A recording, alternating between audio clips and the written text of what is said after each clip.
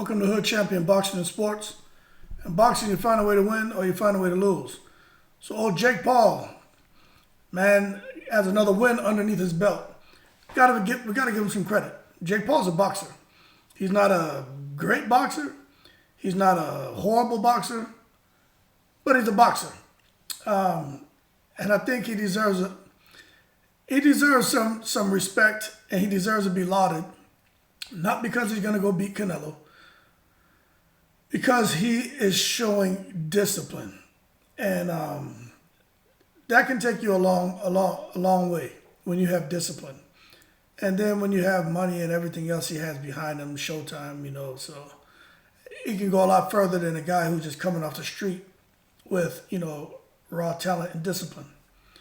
But there are things Jake Paul was doing last night in that fight that told me it's time for people to give him some credit, okay?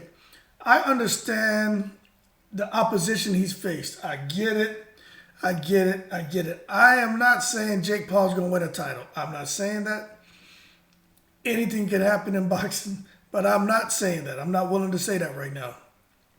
What I am willing to say is the man deserves credit because he's going to the gym. He's sparring. It's not easy to get in there and spar and get punched in your face, okay? And he's committed to getting in there and getting his ass kicked to get better. So when you look at the things he did in that fight last night, going to the body, jab to the body, right hand to the body, hook to the body, tying his man up, pushing him back, stepping up on an angle, coming over the top with the right hand. The things he was doing, I was like, okay, look like he's going to get a little tired though. Because when Anderson Silva was pressing him, Jake Paul tied him up, or he went into a shell, or he got on those ropes, and he felt the ropes on his back, and he moved. So he's a good student. He's a good listener. Jake Paul was doing a lot of stuff in there last night that impressed me. And when I say impressed me, not because I'm like, wow, this is Mayweather reincarnated. No, I'm not saying that. Damn, this is Joe Calzaghe. I'm not saying that. What I'm saying is he's improved. He keeps growing. And I'm going to tell you right now, if Jake Paul fights, well, this is a whole other story. Nate Diaz, right? Jake Paul is going to knock Nate Diaz out. I don't care what y'all say. Jake Paul beats Nate Diaz. But this isn't what we want to see. If Jake Paul, he has his own niche right now. You see, Jake Paul has found his niche. And he's running all the way to the bank with it. And we can't fault him for that. Because it really is. Jake Paul is trained to be a boxer, but he's fighting MMA fighters who are handicapped because, yeah, they may be decent with their hands, but they're not boxers, okay? And Jake Paul is 100% solely training as a boxer. Jake Paul is training with world champions. Jake Paul has the money to bring anyone into his camp that he wants. So he's being fast-tracked. His development's being expedited. And it's unfair when he gets in there with these MMA guys. Now, Tyron Woodley can fight. He can fight. But these MMA guys, they have bad habits. Okay? And I'm not even going to say they have bad habits. They have habits of an MMA fighter. Squaring up. Wanting to keep their hands down. The little bit of showboating. They're not doing things instinctively as a boxer.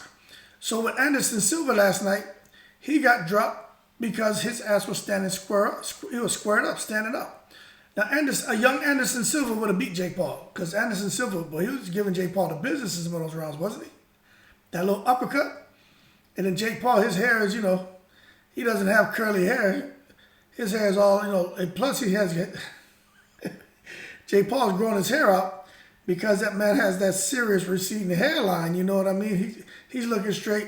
Remember that McDonald's commercial with the moon that used to sing? That's what his head looking. He's looking like that McDonald's moon right now. So his hair's all long and stringy. So when Jake Paul gets hit, all that shit flips up like spaghetti noodles, man. Pasta head is what he looks like. But the shots may not have been as bad as they look. It's just Jake Paul and that long hair made it look crazy when he got hit with those uppercuts. But a young Anderson Silva in a boxing match would have whipped Jake Paul's ass because he was touching Jake Paul up last night. But as far as Jake, man, we got to give him some credit, man. Now, what I will say, I have no issue with Jake Paul. He's learning. He's getting better. But Jake Paul needs to fight a boxer. He's got to fight a boxer. Tommy Fury keeps talking trash. Those are what are those boys' names, man? KSI, his brother Deji. They're not talking about Jake Paul no more, are they? They don't want no parts of Jake Paul. Yeah, because Jake Paul is on a whole nother level now as far as his training. Jake Paul is what you see in an amateur. I watched somebody fight last night. Heavyweight guy. Fights out of Tulare, California. I've seen him fight before. Curly head, Hispanic guy, big. I can't remember his name. I'm going to do a video on him today, though. Yo, that guy is a problem. He's a silver medalist in the Olympics for, I think it was cruiserweight or heavyweight. He fought in the Olympics, but my man is a problem, right? But I've been watching his development. But Jake Paul kind of reminds me of that guy. You know, that guy kind of does, he's more refined than Jake Paul, but his style is kind of similar. You know what I mean? He's not necessarily floating like a butterfly, stinging like a bee.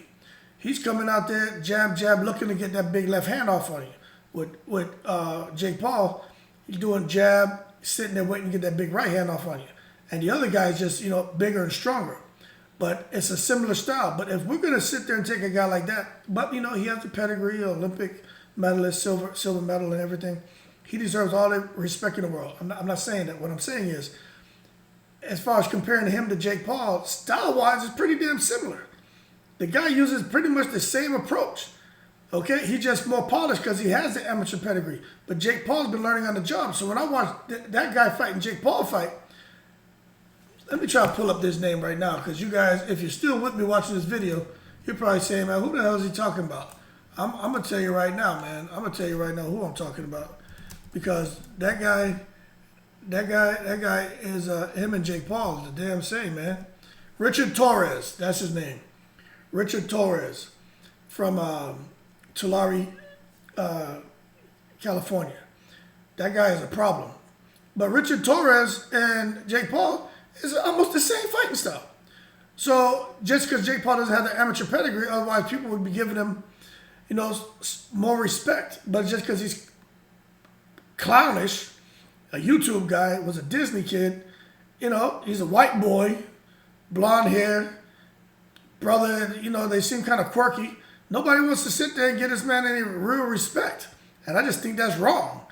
Because if Jake Paul was from any other background, I think definitely he'd be given a little more respect, or it could be, you know, 10 times worse at the same time.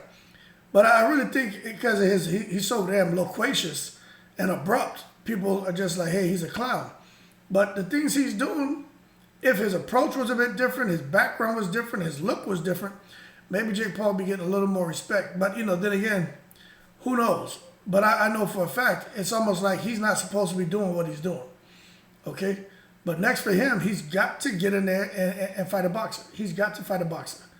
Because he can't come now and be Anderson Sylva. Although he's, you know, somebody's grandpa, you know, but Anderson Sylva still look good. That Anderson Sylva that fought at age 47, you know, that's not the Bernard Hopkins that got in there and got knocked out the ring by that blue-collar guy out there from New York, man, Long Island, New York, man. I can't remember his name. He just got knocked out by Berta Biev.